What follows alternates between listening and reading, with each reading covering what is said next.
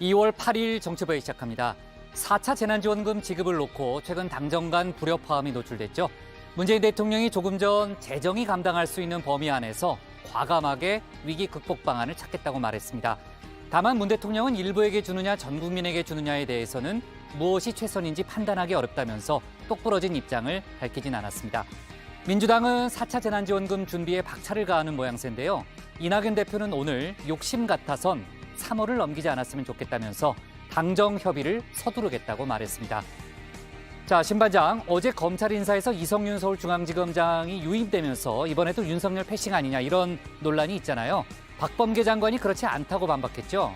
네, 박 장관은 월성원전 수사를 진행 중인 대전지검장을 유임시키는 등 윤석열 검찰총장 입장을 반영했다라고 밝혔습니다. 네. 인사 내용도 미리 알려줬다고는 했는데요. 다만 박 장관은 윤 총장으로서는 미흡하다고 생각할 수는 있을 거다. 이런 전제를 달기도 했습니다. 네. 또 윤 총장 퇴임 후인 7월에 대대적인 물갈이 인사가 있을 것도 예고했습니다. 네, 그렇군요.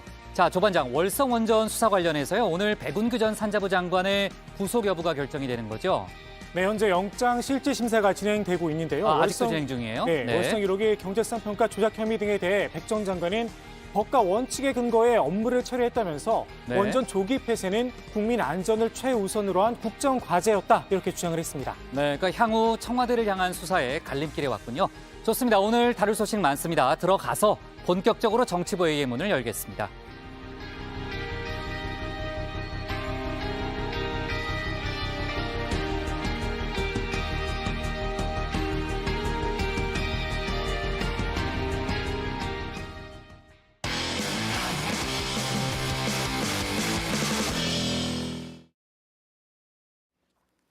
김명수 대법원장 사퇴를 촉구하는 목소리가 이어지고 있습니다. 정치권 그리고 법조계 내부와 학계까지 성명을 냈는데요. 김 대법원장은 묵묵부담을 이어갔습니다. 그리고 여권에선 큰 문제가 없다는 그런 입장인 거죠.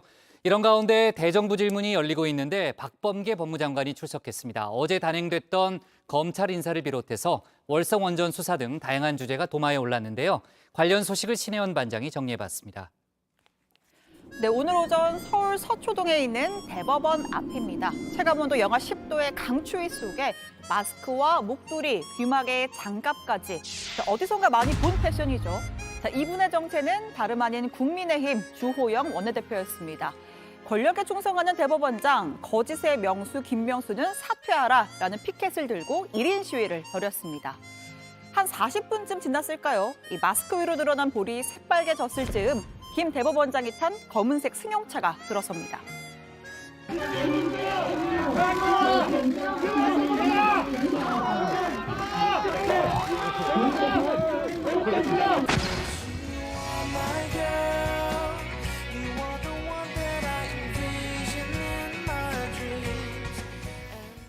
아, 6시 정치부의 회의인데 5시로 나갔네요. 자, 약속된 만남은 아니었지만 제1야당 원내대표가 왔으니까 잠시 내려서 좀 대화 나누는 정도는 기대했을 텐데 싱겁게 끝이 난 겁니다.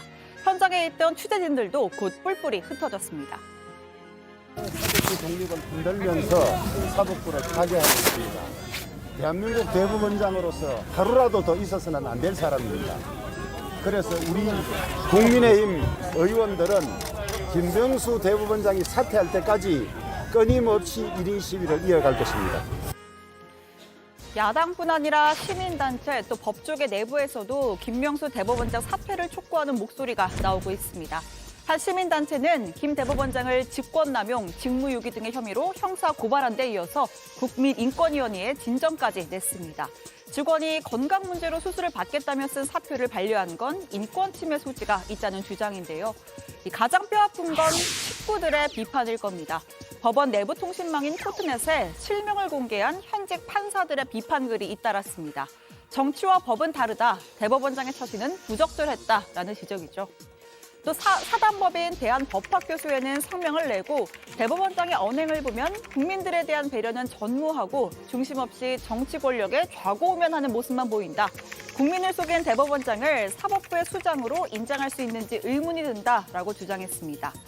자, 이어서 국내 최대 변호사 단체인 대한변협의 전직 회장 8명도 김 대법원장의 사퇴를 촉구하는 공동 성명을 발표했습니다. 권력 앞에 스스로 누워버린 대법원장. 국민 앞에 거짓말하는 대법원장은 대한민국 헌정사의 치욕이다. 국민 앞에 사과하고 즉각 사퇴하는 것만이 공인으로서의 책무이며 우리 사법부를 살리는 길이다. 반면 민주당은 김 대법원장 엄호에 나섰습니다. 책임은 대화를 몰래 녹취한 임성근 부장판사가 더 크다. 김 대법원장이 법을 위반한 것도 아니지 않느냐라는 건데요. 또 사과까지 한 마당에 사퇴하라는 건 사법부 흔들기에 불과하다라고 주장했습니다. 탄핵 소추를 당할 판사의 개인적인 명예를 위해서 그 부탁을 받아서 사표를 수리했다면 사법부의 권위를 스스로 훼손시키는 일이 되었을 것이다. 이렇게 판단을 합니다. 지금 국민의힘의 1인 시위 이런 것들은 사법농단에 대한 옹호의 일환일 뿐이다는 생각을 갖고 있습니다. 자, 지금 이 시각 국회에서는 교육사회 문화 분야 대정부 질문이 진행 중입니다. 박병석 국회의장이 지금 언급을 하고 있고요.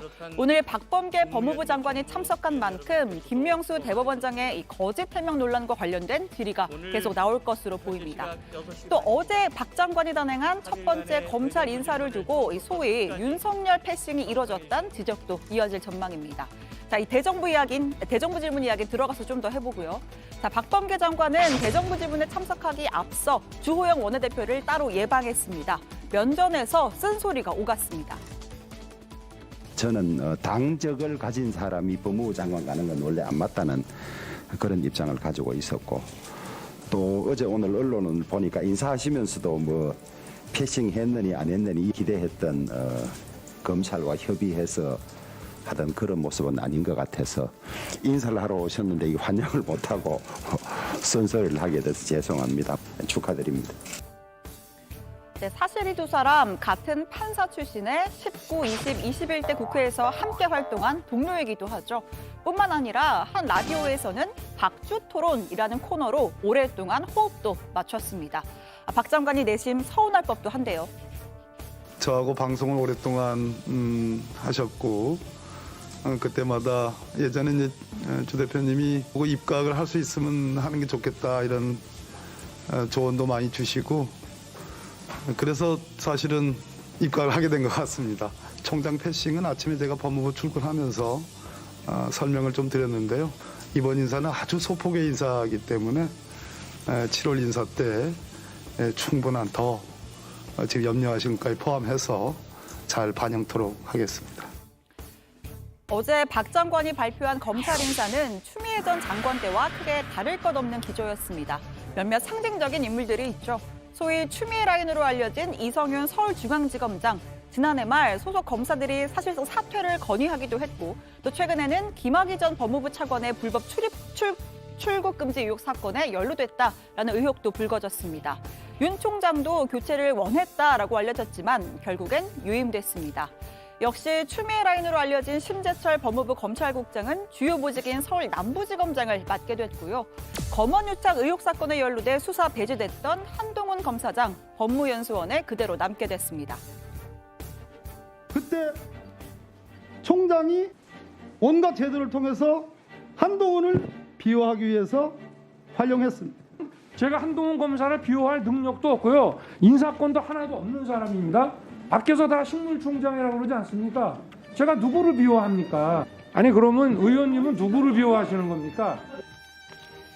네, 이번 인사로 전보되는 고위 간부는 총 4명으로 비교적 소폭으로 이뤄졌습니다.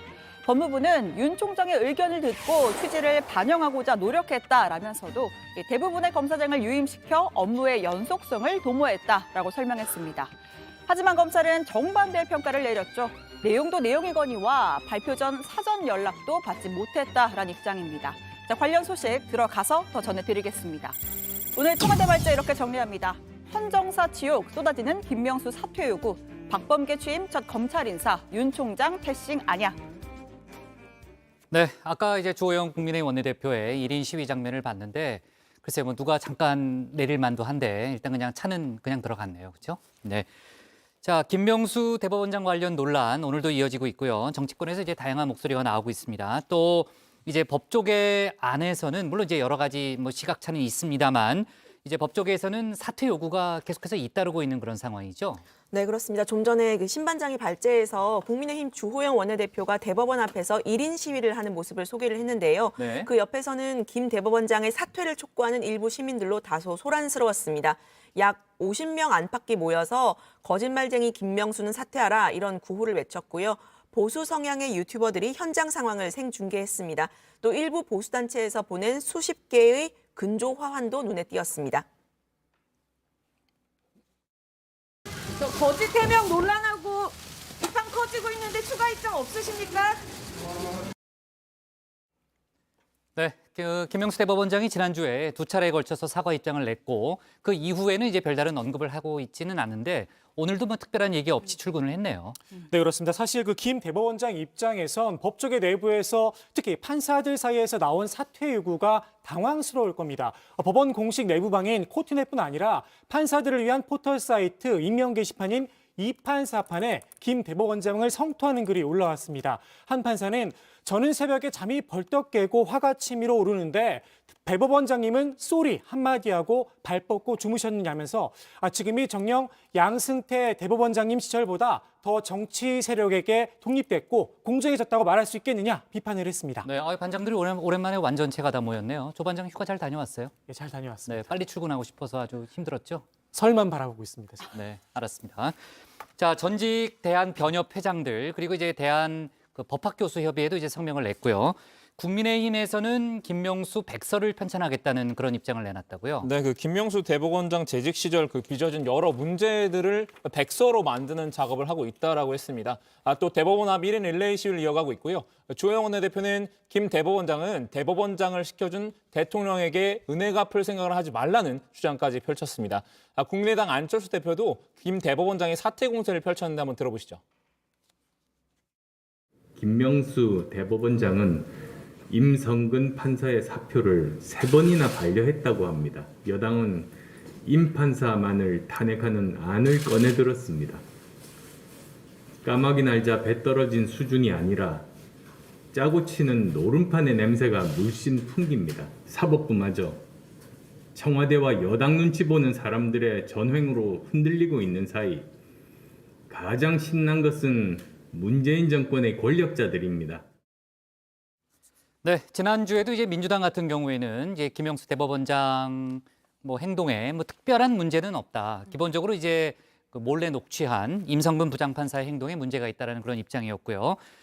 크게 대응을 좀 같이 야당하고 대응하는 분위기는 아니죠. 그러니까 대응을 조금 자제하는 분위기 아니에요? 그렇습니다. 이 사퇴론에 대한 공식적인 언급은 자제를 하면서 논란 확산 차단에 힘을 쏟고 있습니다. 오늘 지도부 회의에서도 관련 발언은 없었고요. 최인호 수석 대변인이 국민의힘의 1인 시위에 대해서 사법농단에 대한 옹호의 일환이다라고 짧게 언급했습니다. 특히 임성근 부장판사의 사표를 반려한 것을 두고선 탄핵 소추를 당할 판사의 개인적인 명예를 위해서 사표를 수리했다면 그것은 민의를 거슬러 결국 사법부의 권위를 스스로 훼손시키는 행위였을 것이다. 이렇게 김 대법원장을 옹호했습니다.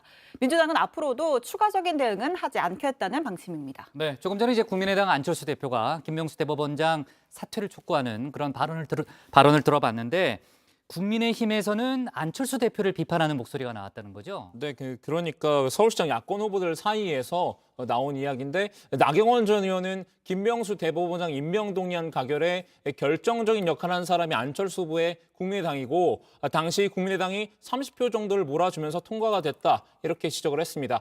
이런 분이 야권 후보로 열심히 튀는 게 참 모순적인 형국이라 이렇게 지적을 했는데 오세훈 전 시장도 비슷한 주장을 펼쳤습니다. 이제 와서 안철수 후보가 김명수 대법원장을 비판하고 있다. 도대체 안철수 후보의 정체성은 무엇인가라고 주장을 했는데요. 야권 서울시장 후보군 이야기는 제 발제 때 가서 좀 더 자세히 말씀드리겠습니다. 네. 자, 지금 이제 국회 대정부 질문, 오늘은 이제 사회 분야입니다. 지난주에 저희가 이제 정치 분야, 경제 분야에 대해서는 소개를 했고 박범계 장관이 출석했습니다. 여러 가지 질문이 나오고 있는데 김명수 대법원장 논란이라든지 또 어제 검찰 인사까지 여러 가지 이슈들이 참 많잖아요. 오늘 대정부 질문에서 어떤 내용들이 많이 나왔어요? 네, 우선 민주당 정춘숙 의원이 질의를 했습니다. 어떤 내용이냐면 검찰이 김학의 전 법무부 차관 출국 금지 논란을 수사하는 걸 두고 질문을 했는데요. 정 의원은 출국 금지 논란만 수사하는 건 검찰의 선택적 정의 아니냐, 별장 성폭력 사건의 경우는 특별수사단 수사까지 해놓고 관련자들은 공소시효 만료로 기소조차 하지 않았다라고 주장을 했습니다. 이에 대한 박 장관의 답변도 한번 들어보시죠.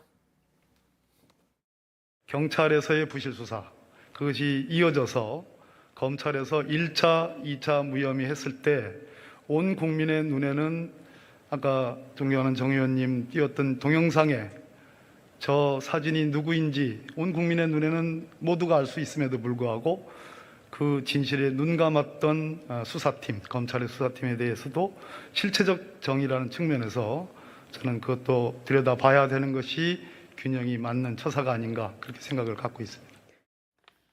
네, 지금 대정부 질문은 3회를 했습니다. 끝이 났고요. 끝났어요? 네. 아까 좀 우리 박병석 국회의장이 마지막 정리하는 멘트였나 마무리 발언을 할 때 네. 제가 발제해서 소개를 했던 것 같습니다. 자, 네. 그리고 이 박범계 법무부 장관 관련된 질의 중에서 원전 수사 관련 질문도 나왔었는데요. 자, 박범계 장관은 월성 원전 경제성 평가 관련 수사에 대해서 국가 에너지 정책을 직접 목표로 하는 수사가 되어서는 안 된다. 그런 수사는 아닐 것이라는 기대를 하고 있다라고 했고, 다만 수사 참고 자료의 전달이 급속도로 강한 수사가 이루어지는 계기가 됐다는 점에서 이번 케이스를 매우 이채롭고 조심스럽게 지켜보고 있다라고도 덧붙였습니다. 네. 또 어제 나온 이 검찰 인사와 관련해서 이 대정부 질문에서 나온 대답은 아닙니다. 오늘 아침 출근길에 한 말인데 이 검찰 내부에서는 뭐 추미애 장관 때와 같은 상황이다. 윤 총장 고립 인사 이런 평가가 나왔었고 또 인사에 앞서서 사전 연락이 없었다 이렇게 지적을 했었죠. 자, 이에 대해서 박범계 장관은 오늘 출근길에 인사에 앞서 윤 총장을 2번이나 만나 설명을 했고 또 패싱이 아니다라고 반박을 했습니다. 직접 들어보시죠. 검찰국장을 교체를 했고요. 또 신임 검찰국장은 총장의 비서실장격인 기획조정부장을 했던 사람을 임명을 했고 또 신임 기획조정부장에 총장이 원하는 사람을 임명했고 또 대전지검장을 유임했습니다. 지금 거론된 분들은 다 총장께 제가 직접 만났을 때 다 구두로 명확하게 말씀드렸습니다. 이성윤 지검장 유임하셨는데 특별히 이유가 있으실까요? 현안 수사하는 분들은 계속 수사해야 된다고 생각했습니다. 아버님 7월 이후에 인사를 대대적으로 내실 예정이십니까? 물론입니다.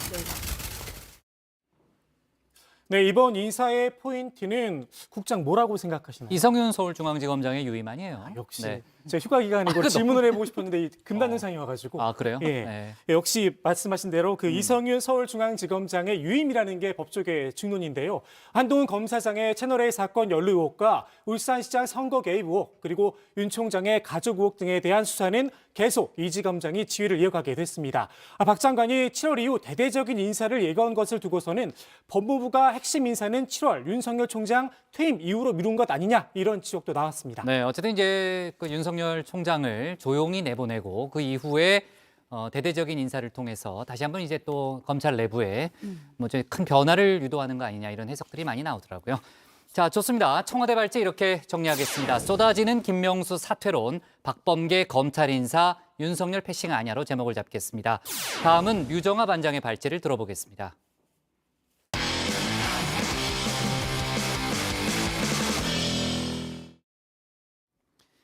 58일 앞으로 다가온 서울시장 선거, 정치권의 움직임 본격화하고 있죠. 포지티브 전략으로 비판을 자제해왔던 민주당 박영선 후보가 국민의힘 나경원 공약 비판에 적극적으로 나섰고요. 우상호 후보는 범진보 진영 단일화 작업에 집중하고 있습니다.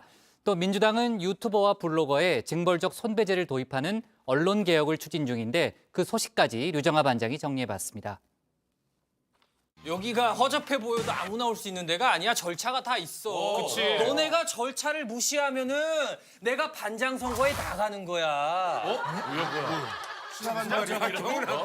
반장 선거에 수사반장? 출마하게. 수사반장은 뭐야? 갑자기? 야, 민경훈! 너 근데 매년 출마했잖아. 야, 출마 선언도 맨날 있어야 되잖아. 지긋지긋한 서장은 이변이 일어났어. 마지막 글자부터 훈!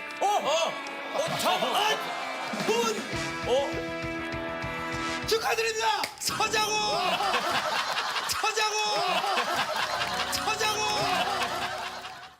네, 주말에 제 최애 프로 아는 형님을 보는데 여기서도 반장 선거가 다가왔나 봅니다. 4년 연속 서장훈 씨가 반장이 되면서 어차피 반장은 서장훈이라는 말까지 나왔는데 이번에는 민경훈 씨가 당선될 수 있을지 좀 궁금합니다. 약 2달 앞으로 다가온 서울시장 보궐선거도 점점 뜨거워지고 있습니다. 민주당 박영선 후보, 야권 후보들의 박영선 때리기가 시작됐다라는 말에 지난주 류 반장의 동네 한바퀴에선 이렇게 말을 했었죠. 후보로 나왔으면 앞으로 우리가 함께 살아갈 서울의 미래에 대해서 집중하고 그것을 시민들에게 설명하고 시민들과 공감대를 형성하고 이해를 구하고 또 경청하고 그 시간이 더 소중하다라고 생각하고 있습니다. 네, 그런데 오늘은 야권 후보에 대한 비판에 나섰습니다. 국민의힘 나경원 후보가 신혼부부에게 1억 1,700만 원을 지원한다라고 한 공약을 문제 삼았습니다.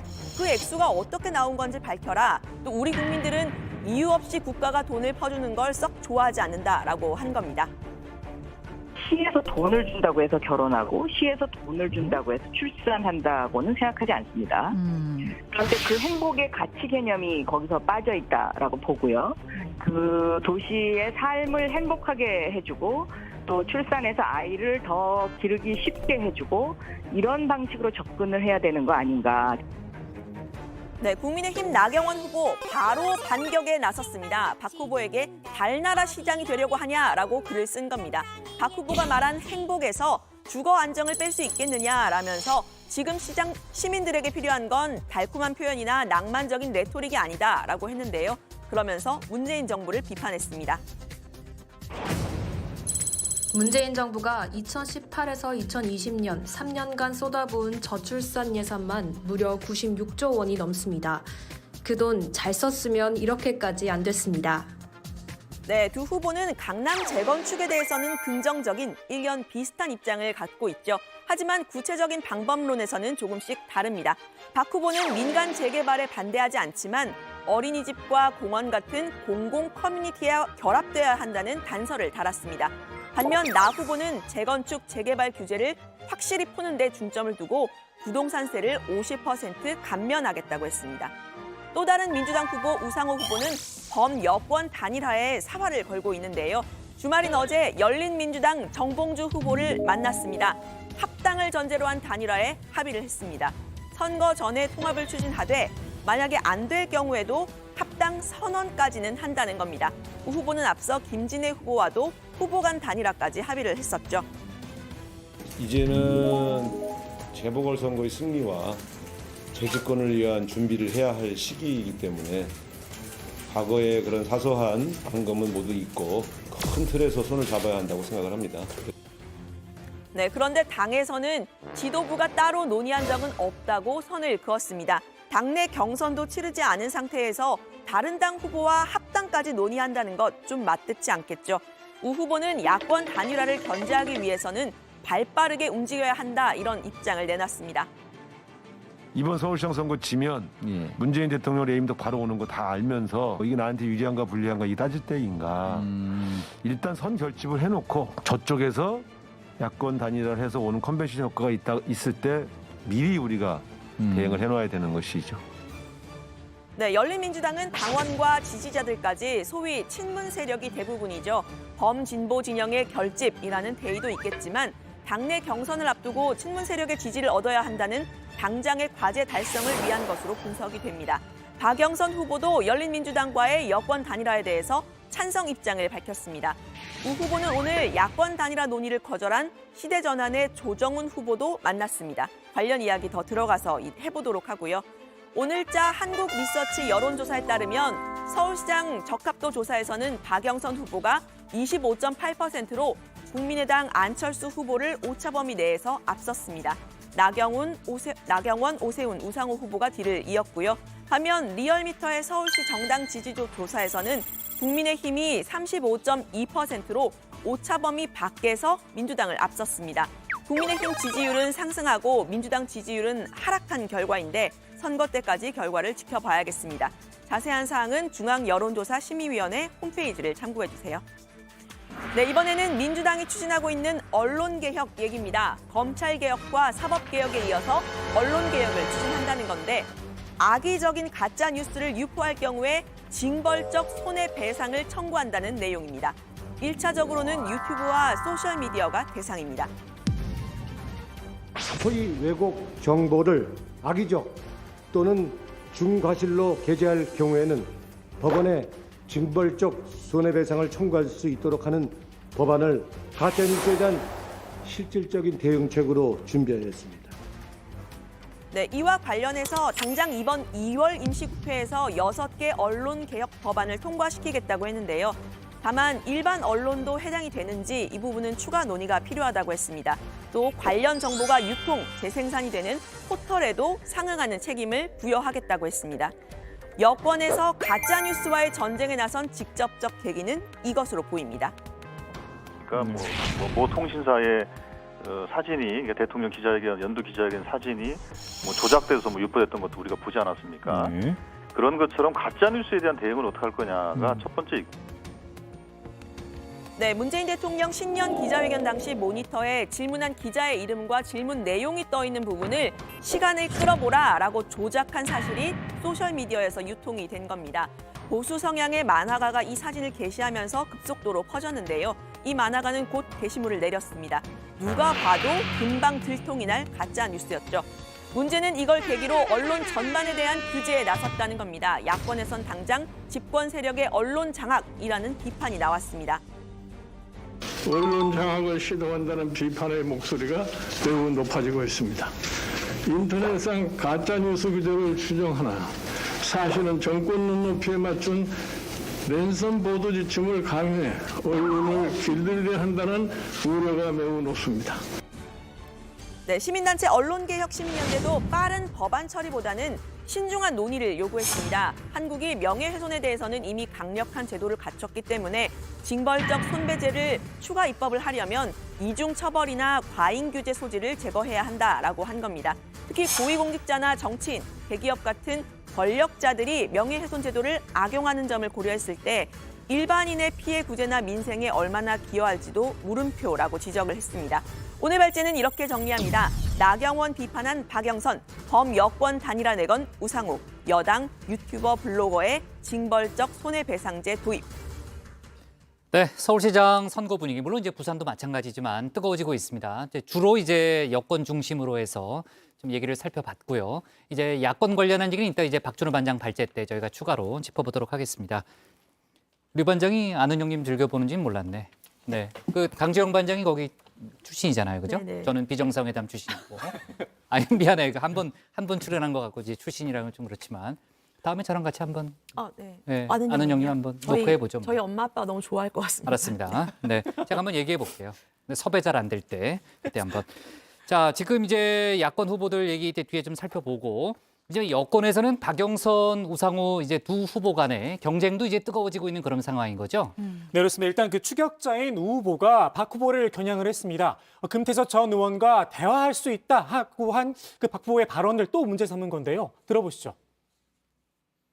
그러니까 우리 당을 탈당해서 지금 안철수 후보하고 단일화를 하고 있고 그 단일화의 목적지가 국민의힘과의 단일화라고 하는 것이 분명히 공개적으로 천명하고 있는 이 시점에 왜 우리 당의 1위 후보가 포용력을 보여주는 기준으로 금태섭 의원을 포용하는 것이라고 얘기했는지 저는 이해할 수가 없어요.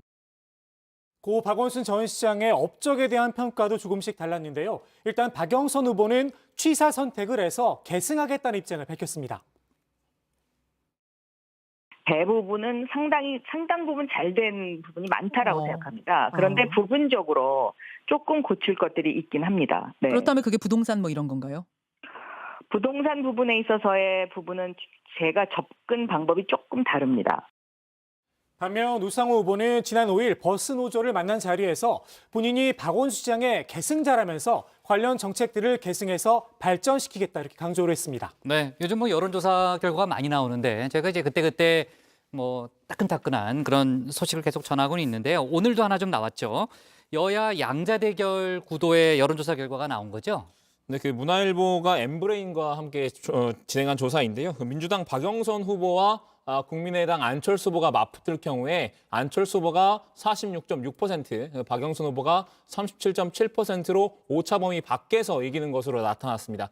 반면 나경원 후보와 오세훈 후보는 모두 박영선 후보에게 지는 것으로 나왔는데요. 류반장 발제에서 보셨듯이 단일화가 되지 않고 현재 후보들이 모두 나올 경우에는 박영선 후보가 선두를 달리는 것으로 나왔습니다. 네. 자, 그리고 그 우상호 의원 같은 경우, 우상호 후보 같은 경우에는 이제 열린민주당과의 여권 단일화에 어느 정도 이제 합의를 했고, 오늘은 이제 그 조정훈 대표, 조정훈 의원과의 정책 토론을 펼쳤잖아요. 거기서도 이제 많은 얘기가 나왔는데, 그 제가 이제 조금 전에 나온 그 소식을 보니까 우상호 의원이 안철수 국민의당 대표를 아주 신랄하게 비판을 했네요. 그렇죠? 네. 그 정책 토론에서 안철수 대표를 어떻게 생각하느냐라는 그런 질문을 받고서 이거 그대로 옮겨도 그건 뭐 기사가 나온 거니까요. 온갖 정당이라는 정당은 다 떠돌아다닌 철새의 우두머리다 이런 표현을 썼고요. 서울의 안철수 그리고 부산의 이현주 후보는 이번 기회에 정치판에서 퇴출시켜야 한다 이런 발언을 했다고 합니다. 다만 이제 조정훈 대표 같은 경우에는 지금 이제 여야 모두 이제 단일화, 제3지대 단일화에 기본적으로 이제 동의하지 않는다라는 그런 입장을 보이고는 있죠. 네. 자. 그다음에요. 이제 청문회 얘기를 좀 할 텐데 내일 청문회가 예정되어 있습니다. 황희 문체부 장관 후보자 청문회인데 이미 여러 가지 의혹들이 지금 제기된 상태라는 거죠. 네, 그렇습니다. 먼저 전해드릴 의혹은 먼저 황 후보자가 회기 중에 일신상의 사유 혹은 병가를 내고 본회의에 불출석을 했다는 건데요. 이 횟수가 모두 8번입니다. 이 중에서 해외 출장이나 여행을 간 게 모두 5번인데요. 그러니까 병가를 내고 이제 출장이나 휴가를 간 겁니다. 국민의힘 최영두 의원실이 제출한 자료에 따르면 2017년 7월 병가 때는 스페인으로 가족여행을 다녀온 것으로 이제 확인이 됐습니다. 이 시기는 이제 문재인 정부의 첫 추경안 처리를 위해서 당 차원의 전원 소집령이 내려졌을 때인데 본회의 정족수 부족으로 불참 의원들에게 비판이 쏟아졌었던 일이 있었습니다. 논란이 일자 황 후보자는 비서진 탓을 했는데요. 단순한 행정 실수이고 근무 경력이 짧은 비서진이 사유를 적어낼 때 착오가 있었다라고 했습니다. 또 황 후보자는 가족여행에서도 관용 여권을 쓴 것으로 드러났습니다. 네, 또 다른 의혹도 있습니다. 황희 후보자가 국회에 제출한 근로소득 원천 징수 영수증을 보면 이 배우자와 본인 그리고 자녀 3인 가족의 한 해 지출액이 720만 원으로 되어 있습니다. 그러니까 한 달 생활비를 평균 60만 원 썼다는 건데요. 그렇죠. 네. 네, 이에 대해서 황 후보자는 출판 기념회 수입 등 신고하지 않아도 되는 소득이 있었고 생활비를 아껴 썼다라고 했습니다. 아내가 미용실을 안 가고 머리도 스스로 자르고 명절에 들어온 고기 선물 등으로 식비가 크게 들지 않았다라고 했는데요. 이 딸을 1년에 4,200만 원 정도 학비가 드는 외국인 학교에 보내는 대신에 온 가족이 절약하면서 살았다라고 그런 취지로 답변을 했습니다. 이를 두고 국민의힘 배준영 대변인은 5개의 떡과 2마리 물고기로 5,000명을 먹인 오병이어의 기적을 황희 후보자가 보여주고 있다라고 비판을 했습니다.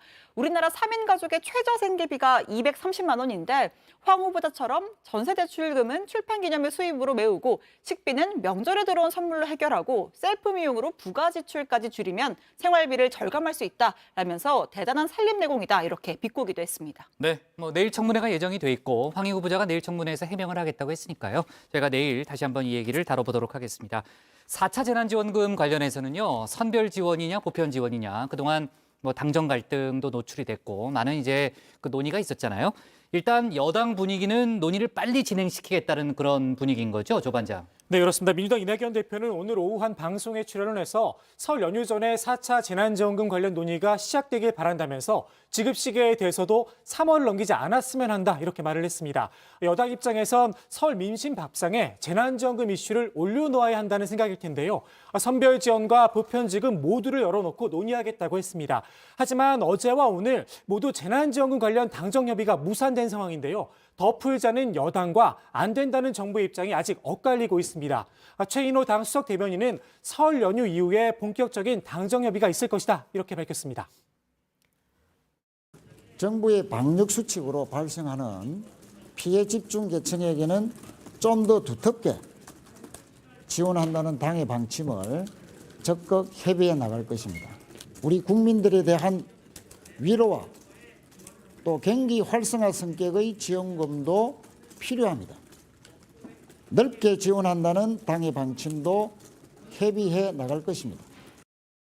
네, 국민의힘은 선별 지원을 강조했습니다. 정부와 민간에서 매출과 임대료, 전기료 등 다양한 데이터가 있는 만큼 이를 분석해서 효율적으로 지원해야 한다는 겁니다.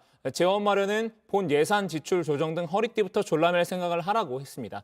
공수처와 법관 탄핵은 일사불란 속전속결하면서 왜 재난지원금은 자기들끼리 의견 조율도 못하냐라고도 했습니다.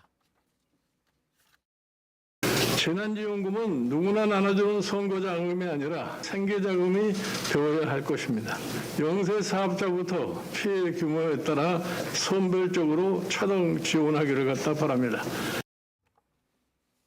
네, 그리고 이건 좀 다른 얘기인데요. 김정숙 여사가 특별한 설 선물을 준비했다는 거죠? 네, 국장 혹시 중국집 가시면 네. 짜장면 하나, 짬뽕 하나 이렇게 두 사람이 갔을 때 시키고 군만두 하나 추가하세요, 안 하세요? 당연히 하죠. 군만두 맛있잖아요. 네, 당연히 해야죠. 군만두는 역시 서비스로 먹어야지 이게 제격인데 국장 카드라면 저는 탕수육을 더 시켜서 서비스로 얻어먹겠습니다. 거기에 저는 류산슬 얹어서. 아, 그래? 류산슬 하나. 네. 두 분이 꿈이 작으신데 뭐 어양 동고나 동파육 정도 이렇게 곁들인 다음에 이렇게 고량주 한 잔 하면은 딱 좋지 않을까 그래요. 싶습니다. 저희가 지금 뭐 코로나 때문에 회식을 못 하지만 상황이 좋아지면 뭐 다 사줄게요. 좋아지면 상황이 네. 좋아지면 그날을 좀 기다려 보죠. 네, 아니 그 얘기는 왜 나왔어요? 근데 아니, 갑자기? 김정숙 여사가 탕수육을 선물했나 뭐 이런 생각하시는 분들이 있으실 글쎄요. 텐데 네. 그게 아니고요. 김정숙 여사의 설 선물이 바로 이 손 큰 할머니의 만두 만들기라는 동화를 직접 읽은 동영상, 구연동화 동영상입니다.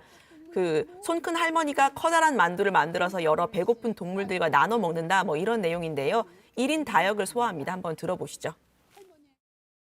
부엌 문턱에는 어린 동물들이 주르르 앉아 참견을 합니다.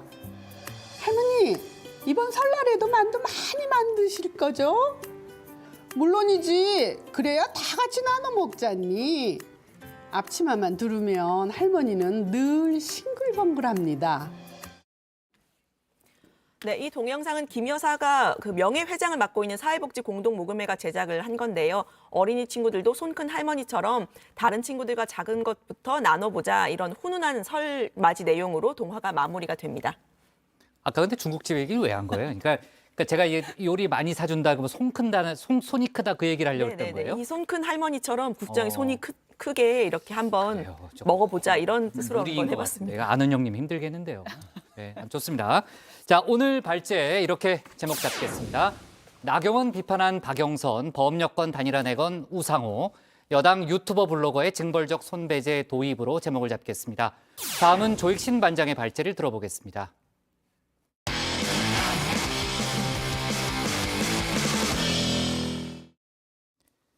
기본소득 도입 문제를 놓고 여권의 유력 대선 주자 두 사람이 강하게 부딪혔습니다. 민주당 이낙연 대표가 알래스카를 빼곤 하는 곳이 없다고 지적하자 이재명 지사가 사대적 열패의식을 버려야 한다 이렇게 맞받은 거죠. 관련 논란을 조익신 반장이 정리해봤습니다.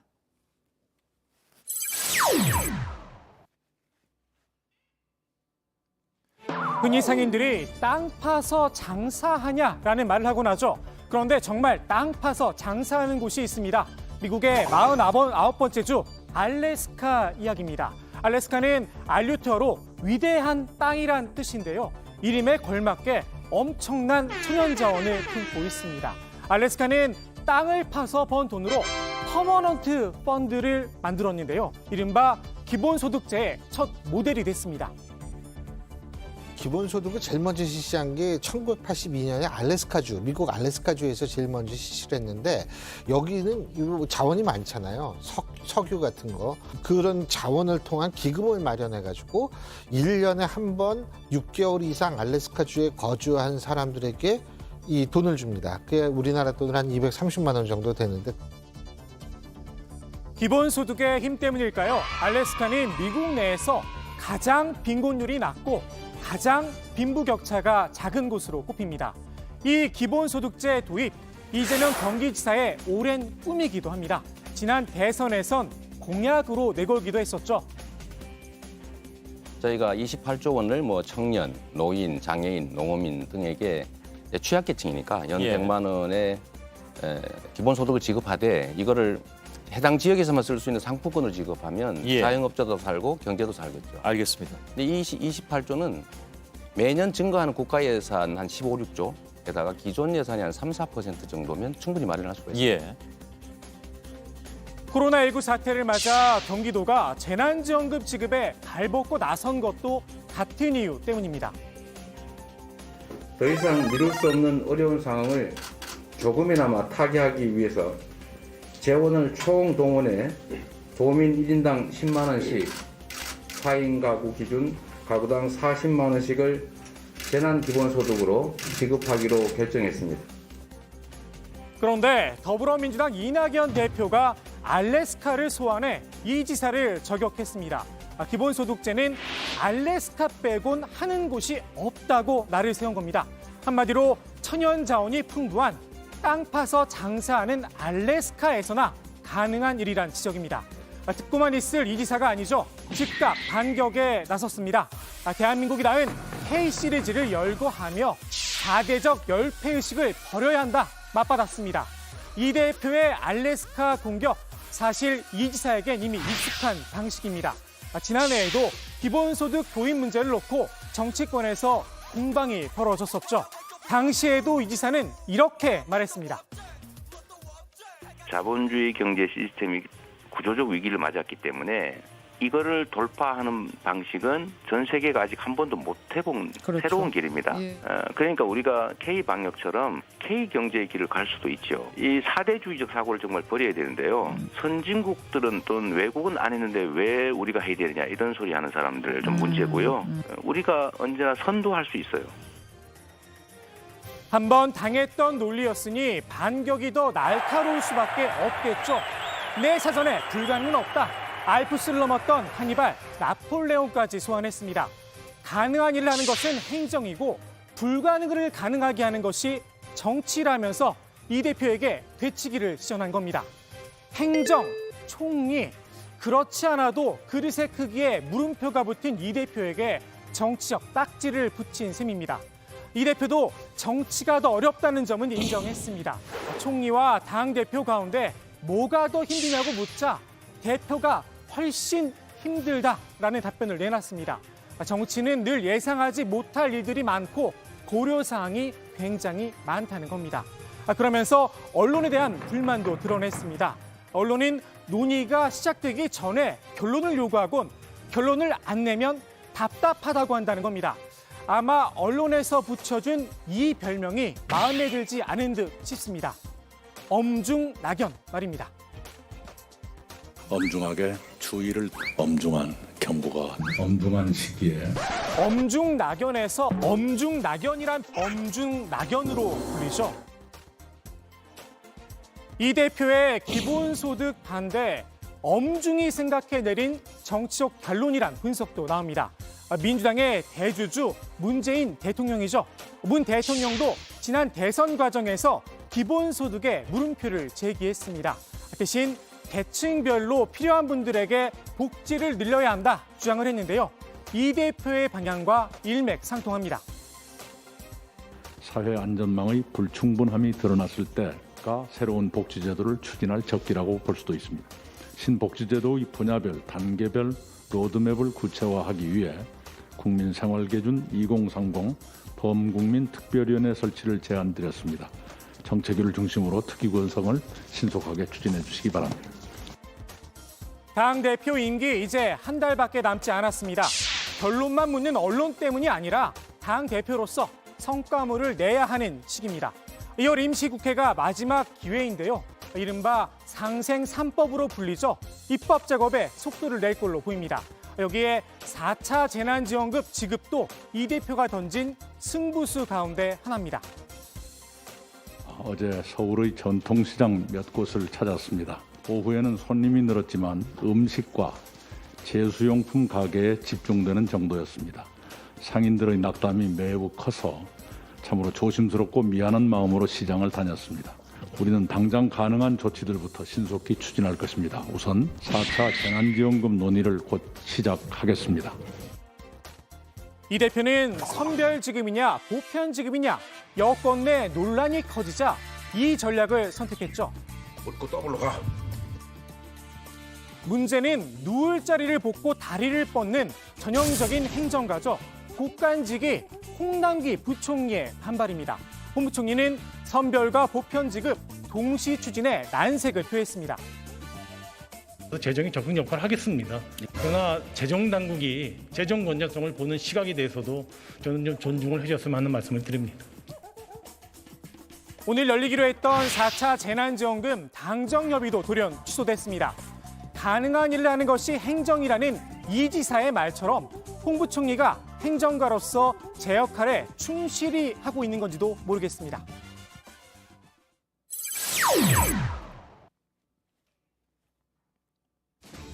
검찰이 사전 구속영장을 청구했죠. 백운규 전 산업통상부 장관이 법원에 출석해 영장 심사를 받고 있습니다. 검찰이 적용한 혐의는 크게 두 가지인데요. 직권남용과 업무 방해입니다. 먼저 직권남용 혐의부터 살펴볼까요? 검찰은 백 전 장관이 월성 원전의 조기 폐쇄에 개입했다고 봤습니다. 원전 가동 중단의 근거가 됐죠. 즉시 중단을 결정할 수 있는 경제성 평가 결과가 나오도록 산업부 공무원에게 지시를 했다는 겁니다. 두 번째는 업무방해 혐의입니다. 산업부 공무원들이 월성 원전 자료 530건을 삭제했다는 사실이 밝혀졌죠. 이 역시 백 전 장관의 관여가 있었다는 겁니다. 감사원의 감사를 방해하기 위해서 말입니다. 백 전 장관 측은 줄곧 혐의를 부인해왔습니다. 원전 조기 폐쇄와 관련해 어떤 지시도 내린 적이 없다고 진술을 했습니다. 자료 삭제 건에 대해서도 장관 퇴임 뒤에 벌어진 일이라 선을 그었습니다. 오늘도 입장에는 변화가 없었습니다. 월성 1호기 조기 폐쇄는 국민의 안전을 최우선으로 한 국정과제였습니다. 제가 장관 퇴임 때 법과 원칙에 근거하여 적법 절차로 업무를 처리하였습니다. 오늘 실질 심사에 성실하게 임하도록 하겠습니다. 오늘 영장 실질 심사 결과에 따라서 백 전 장관과 검찰의 명운이 갈릴 걸로 보입니다. 영장이 기각된다면 검찰은 무리한 수사를 했다는 비판을 피하기 어려워 보입니다. 수사 명분은 물론 동력도 떨어질 가능성이 큽니다. 당장 여당에선 정치적 수사다 날을 세우고 있습니다. 검찰이 정부의 정책까지 관여하면서 구속영장을 발부하는 것은 그건 사실은 매우 정치적인 거다라는 의구심이 드는데. 반면 백 전 장관이 구속된다면 검찰 수사는 윗선 청와대로 향할 수밖에 없습니다. 지난 2018년 당시 청와대 산업정책 비서관을 맡았었죠. 최이봉 한국가스공사 사장 등 원전 폐쇄 결정에 관여한 청와대 인사들을 줄줄이 소환할 걸로 보입니다. 백 전 장관 구속 여부는 오늘 늦게 결정될 전망인데요. 속보가 들어오는 대로 정리해서 전해드리도록 하겠습니다. 오늘 국회 발제 이렇게 정리합니다. 이낙연 기본소득 알래스카에서나 이재명 4대적 열패의식. 네, 이재명 지사와 민주당 이낙연 대표 간에 상당히 날선 그런 공방이라고 봐야 되는 거죠. 네. 자, 그런데 저희가 이제 지난주에 다루진 않았는데 일부에서는 86세대 가운데 대선에 뛰어드는 인물이 나올 것이다. 이런 얘기를 하는 목소리들이 좀 나오고 있죠. 네. 이반장. 친노 원로로 통하는 그 유인태 전 국회 사무총장의 이야기인데요. 86세대 가운데 꽤 여러 명이 대선 레이스에 등장할 거다 이렇게 예언을 했습니다. 예언이라고 하면 저 류스트라다무스도 좀 지지 않는데 저보다는 그렇죠. 내용이 좀 더 구체적이었습니다. 신석호냐 류스트라다무스냐 네. 그런 거죠 이제. 네. 한번 들어보시죠. 그러니까 몇 사람입니까? 그러니까 일단은 몇 사람이 하다가 예. 이제 이렇게 조금 하다 말 사람도 있을 거고. 근데 현재로서는 몇 사람 정도는 이제 좀 5손가락 안에 듭니까? 그 정도? 그 정도가 준비하고 있다. 판이 좀 흔들릴 수 있을 것이다. 그렇죠. 글쎄요. 대선판을 흔들 수 있는 86세대들. 류스트라다무스가 보기에는 누가 있어요? 어떤 사람들이 있어요? 네, 제가 5명까지 얘기하긴 좀 공력이 좀 딸리고요. 한 3명 정도 꼽아봤는데요. 네. 86그룹의 리더 격인 이제 임종석 전 청와대 비서실장이 일단 있고 또 이인영 통일부 장관이 있습니다. 또 여기에 원조 친노로 이야기가 되는 이제 우광재 이렇게 꼽히는 이광재 의원이 있는데요. 이광재 의원은 차기 대선의 시대 정신은 따뜻하고 강인한 대한민국이다라면서 대통령의 자격과 역량이 있는지 돌아보면서 대선 출마를 고심하고 있다라고 이제 한 걸음 나간 멘트를 했습니다. 대선 출마 의사를 공개적으로 이제 밝힌 거죠. 네. 네.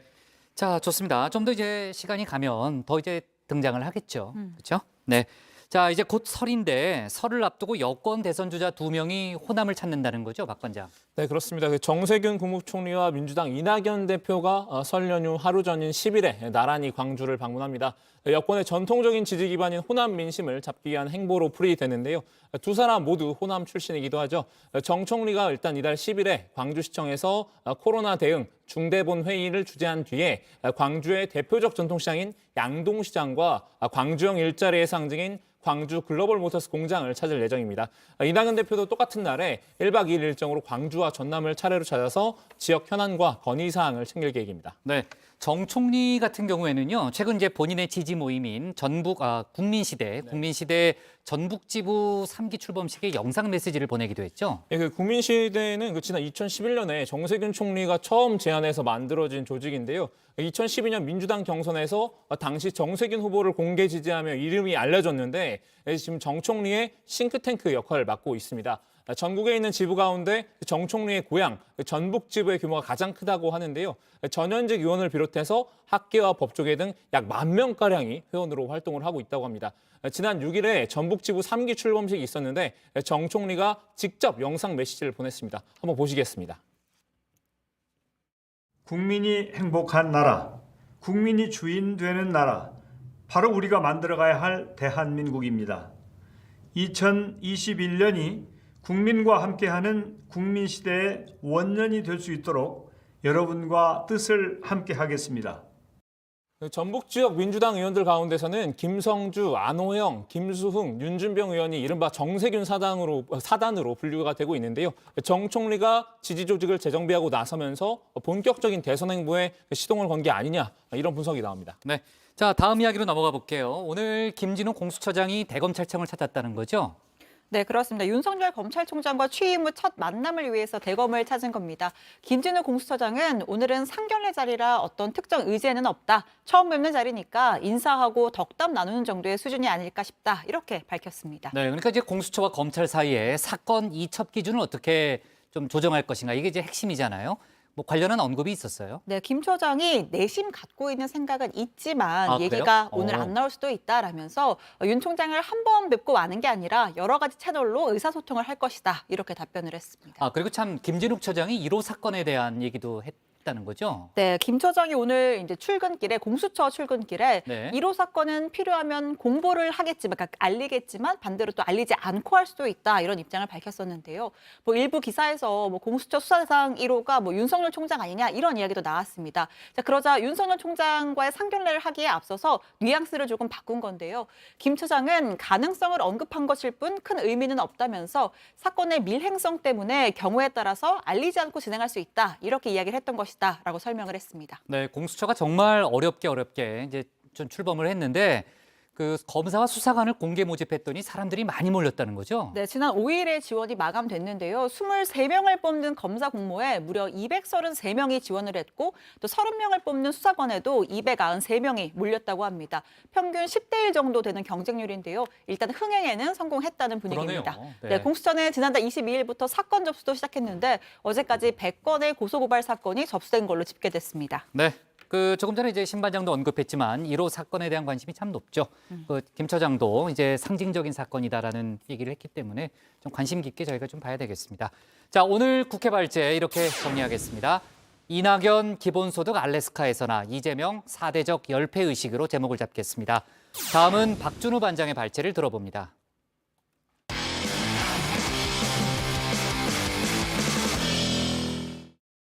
네, 아까 이제 여권 상황 살펴봤고요. 이번에는 이제 야권 재보궐 상황 알아보겠습니다. 국민의힘 서울시장 본경선 후보들의 기호가 오늘 확정됐습니다. 미디어데이를 열고 기호를 추첨한 건데요. 최근 예비 경선에서 1등으로 올라온 나경원 전 의원에 대한 다른 후보들의 견제가 상당하죠. 부산도 여론조사 1위를 달리고 있는 박형준 전 국회 사무총장이 집중 견제 대상이 되고 있습니다. 박준우 반장이 야권 관련 소식 정리해봤습니다. 영국에서 기쁜 소식이 날아왔습니다. 손흥민 선수가 한 달여의 침묵을 깨고 드디어 무할포를 쏘아 올린 건데요.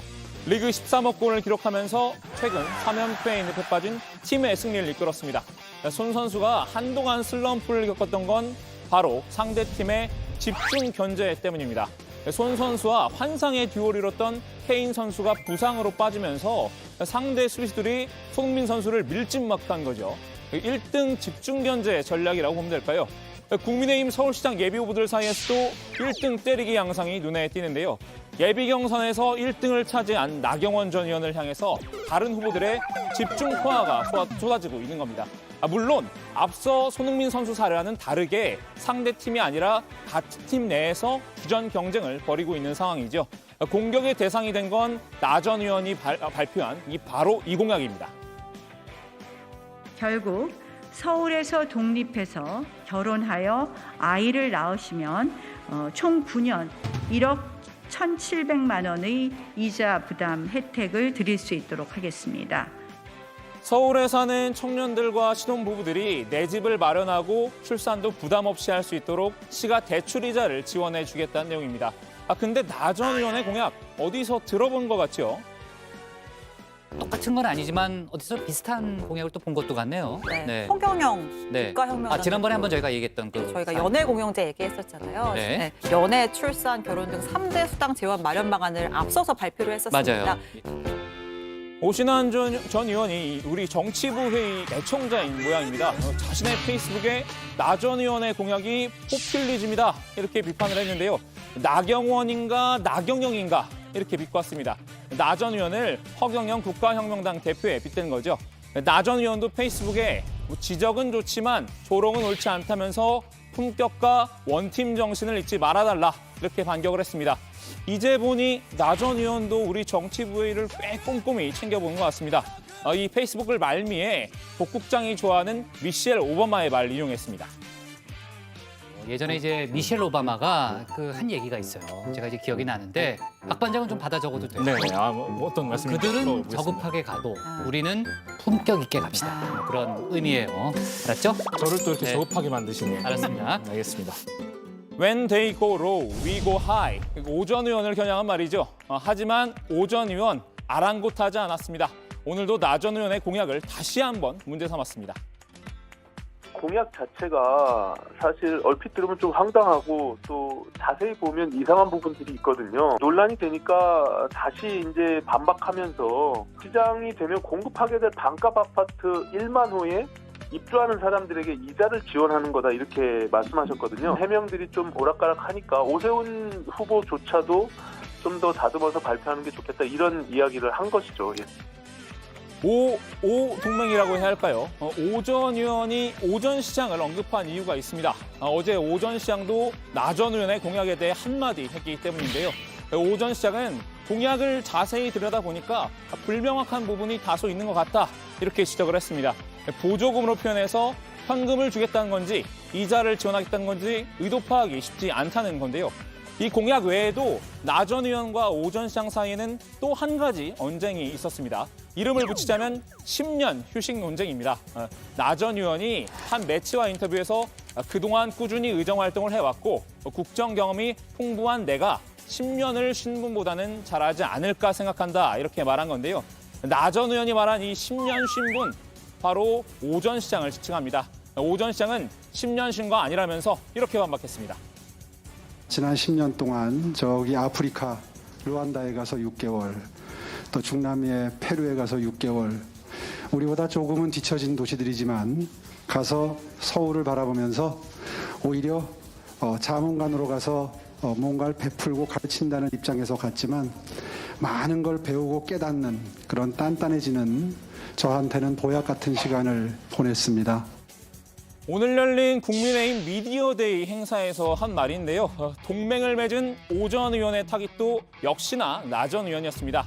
인신 공격은 안 돼도 공약 검증은 해야 한다고 말이죠. 당내 경선이지만 저는 선의의 경쟁과 또 본선의 잠재력, 또 정책 검증은 필요하다라고 생각을 합니다. 당내 경선 중에 제살 깎아먹기 하는 인신 비방이나 개인의 사생활 공격들은 엄격히 삼가하도록 그렇게 하겠습니다.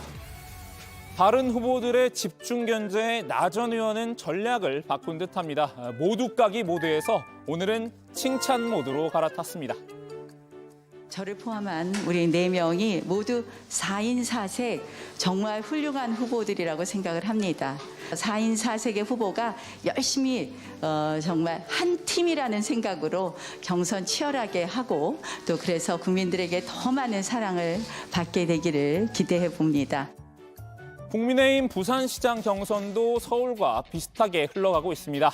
다만 서울이 순한 맛이라면 부산은 매운맛입니다. 다른 후보들이 여론조사 1위를 달리고 있는 박형준 전 국회 사무총장을 맹공격하고 있는 상황인데요. 공격의 최일선에는 이현주 전 의원이 서 있습니다. 공격 대상은 도덕성과 사생활 논란입니다. 공식적인 판결문과 검찰 증거자료를 냈기 때문에 그것이 사실무근이라고 설마 당에서 말하지는 않았을 거라고 저는 믿습니다. 후보자들의 도덕성 검증은 당의 책임입니다. 문제가 생기면 종국적으로 당의 문제가 생기는 거지. 당 공천관리위원회가 검증 결과 후보들 모두 문제가 없다 이렇게 발표했지만 이 전 의원은 여전히 추가 검증이 필요하다는 입장인 건데요.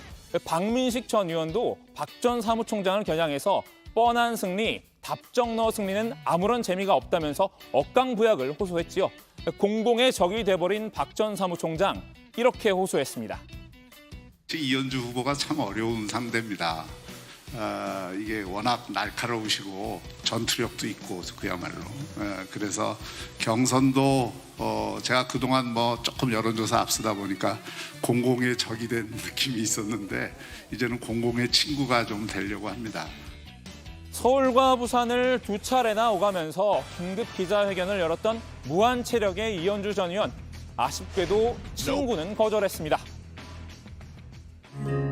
이젠 난 안 돼, 네맘 편하게 친구로 있어주는 게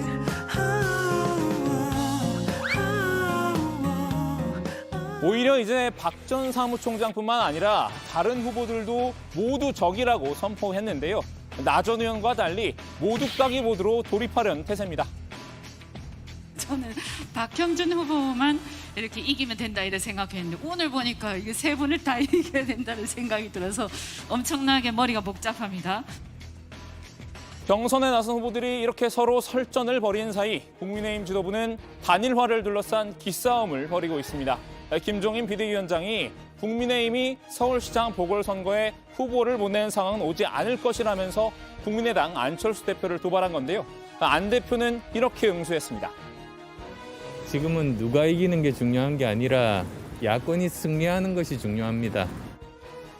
김 위원장은 안 대표를 향해 스스로 불안정하니까 이 얘기했다 저 얘기했다 하는데 그런 얘기에 끌려다닐 수 없다 이렇게 일침을 가하기도 했었죠. 3월 초에 최종 야권 단일화를 하기로 한 상황에서도 두 사람의 신경전은 여전한 것 같습니다. 오늘 야당 발제 이렇게 정리합니다. 국민의힘 1등 후보 집중 견제, 야권 단일화 신경전 여전. 네, 자 오늘 국민의힘 미디어데이 얘기를 좀 더 해볼까요? 뭐 기타 눈여겨볼 포인트가 더 없었어요? 네, 예비 후보들 간의 신경전 이제 박 반장이 잘 정리를 네. 해줬고요. 그 뼈 있는 발언들이 좀 더 있었는데 나경원 후보를 좀 겨냥을 했습니다. 오세훈 전 시장은 그 더불어민주당 박영선 전 장관과의 양자 대결을 할 경우에 승리 방법이 뭐냐 이렇게 묻는 질문에서 답변하면서 나온 발언인데 한번 들어보시죠. 작년 1년 동안 강성 보수, 황교안, 나경원 투톱의 당 운영의 결과가 지난 총선 결과였다고 생각을 하고요. 그 연장선상에서 이번 보궐선거가 치루어지고 있습니다. 우리 당이 어떤 방향으로 가야 될 것이냐가 관건인데. 네, 지난 총선에서 패배한 이유가 바로 나경원 전 의원이 당 원내대표로 있을 때 제대로 못했기 때문이다라고 이야기를 한 건데요. 조은희 서초구청장도 또다시 여성 가산점을 문제로 해서 나 전 의원에게 견제구를 던졌습니다. 나경원 후보님이나 저나 여성 가산점제 없이 지금 4강에 왔습니다. 나 후보님 들으시면 좀 불편하실 수도 있는데 저희가 이제 기득권입니다. 여성계에서 여성 가산점 때문에 이겼다. 그 덕분에 이겼다 하면 좀 옹색한 것 같아서 지금도 여성 가산점 10% 포기했으면 좋겠다. 이런 말씀 드립니다. 네. 나 전 의원에 대한 견제가 아주 강하군요. 나 전 의원은 어떻게 반박했어요, 박 반장? 일단 오세훈 전 시장과 오신환 전 의원이 중도층에 대한 소구력을 강조하고 있는 상황이잖아요. 근데 네. 오 전 시장이 나 전 의원이 강성보수 기조로 가다가 지난 선거에 대해서 패배했다. 판단에 대해선 이렇게 반박을 했습니다. 한번 들어보시죠. 결국 이번 선거 보궐선거에서 이기려면 저는 우리의 우군 세력도 든든히 하고 중도로도 확장해야 된다 이렇게 생각을 합니다. 함께 같은 마음으로 뛰어주는 많은 우군들이 없으면 정말 어렵습니다. 그러니까 일단 집토끼부터 제대로 잡아놓고 산토끼를 잡아야 한다는 건데요. 조은희 구청장이 제안한 여성 가산점 포기안을 두고는 후배 여성 정치인에 대한 예의가 아니라고 생각한다 이렇게 맞받아쳤습니다. 질의응답 시간에 마무리 질문으로 서로 칭찬해달라는 얘기가 나오니까 나를 세우던 오신환, 오세훈, 조은희 이 세 후보는 나경원 전 의원을 띄웠는데요. 하지만 나 전 의원만 질문을 이해 못한 듯 셀프 칭찬을 했습니다. 짧은 미디어 데이에도 이거 1등 후보라서 그런지 견제가 많은 것 같습니다. 네, 질문 맥락을 네. 본인이 좀 이해를 못했던 것 같네요. 자, 오늘 그 후보들의 패션을 놓고도 얘기가 많았다면서요? 네, 예전에 새누리당 시절에 이제 재보선 앞두고 빨간 양말 신었던 적이 있었는데 오늘 기억나요? 그렇습니다. 네. 오늘 국민의힘 후보들은 상징색인 빨간색 운동화를 신었습니다. 어디서 구했는지 좀 궁금한데 자, 아무튼 기호 추첨 이후 본격적인 질의응답에 앞서서 서울 구석구석을 뛰라는 의미로 이 빨간 운동화를 각자 받아서 함께 갈아 신었습니다. 이후에 질의응답 시간에 오늘 드레스 코드가 캐주얼이었는데 각자의 패션 포인트에 대해서 설명해달라 이런 질문이 나왔는데요. 먼저 오신환 전 의원은 세미 정장 차림이었는데 이렇게 답변을 했습니다. 청년층에게도 좀 우리가 소구될 수 있고 또 그런 어떤 젊은 이미지 또 힘차게 서울을 그동안 10년 동안 멈춰져 있던 서울을 힘차게 성장 시계를 돌려낼 수 있는 그런 활력 넘치는 그런 이미지의 복장이 아닌가 저는 이렇게 개인적으로 생각하고요. 네, 그리고 오세훈 전 시장은 빨간색 니트를 입었습니다. 딸 자랑으로 답변을 했는데요. 들어보시죠. 지난번에 제 생일이 1월 초에 있었는데 우리 두 딸들이 아빠 좀 이제 좀 멋있게 입고 다니세요 하고 사준 옷인데 어때요? 잘 어울려요? 네, 그리고 나경원 전 의원 지난번에 이 스티브 잡스 같은 의상이 화제가 됐었는데 오늘도 그 터틀넥 의상을 입었습니다. 그 위에 이 딸옷으로 포인트를 줬다라고 설명을 했습니다. 지난번에도 저 PT 할 때도 터틀넥을 입어서 좀 변화를 주고 싶어서 이건 저희 딸 겁니다. 딸 옷장에서 하나 뺏어서 위에다 하나 더 입었습니다. 네, 현장으로 뛰는 그런 이미지입니다. 네, 그리고 이 조은희 서초구청장 빨간색 바람막이를 입었습니다. 현장성을 강조했습니다. 운동화 신고 또 캐주얼복으로 열심히 현장을 뛰어서 그분들의 말씀에 귀를 열고 또 우리가 서울시장 탈환이라는 새로운 길을 열어가겠습니다. 네, 아까 이제 나경원 전 의원의 청년 신혼부부 주택 마련 공약을 놓고 이제 당내에서 그 논란이 있었다고 했잖아요. 허경영 국가혁명당 대표가 글을 또 올렸죠. 본인의 전법에 다 걸려들었다고 하면서 기성 정치인들이 이제 본인의 상당히 큰 홍보 요원이 될 것이다 이런 얘기도 하긴 했습니다. 자, 좋습니다. 오늘 야당 발제 이렇게 정리하겠습니다. 국민의힘 본경선 4인방 설전 치열, 나경원 집중 견제로 제목을 잡겠습니다.